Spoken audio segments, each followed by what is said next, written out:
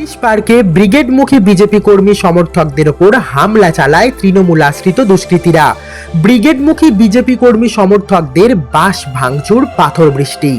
উত্তর কলকাতার গিরিশ পার্ক এলাকায় এক বিজেপি কর্মীকে লক্ষ্য করে অতর্কিত হামলার অভিযোগ উঠল। এই ঘটনাকে কেন্দ্র করেই শনিবার বিকেলে রণক্ষেত্রের চেহারা নেয় এলাকা।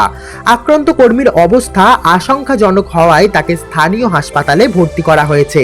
ঘটনার প্রতিবাদে দফায় দফায় বিক্ষোভ দেখাচ্ছে বিজেপি সমর্থকরা।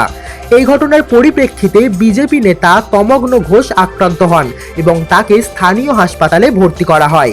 বিজেপির স্থানীয় জেলা নেতৃত্বের দাবি, এই হামলা পূর্ব পরিকল্পিত এবং এর পিছনে তৃণমূল নেতা শশী পাঁজার দুষ্কৃতীদের হাত রয়েছে। এলাকায় বিজেপির শক্তিবৃদ্ধি রুখতেই এই সন্ত্রাস চালানো হচ্ছে বলে তাদের মত।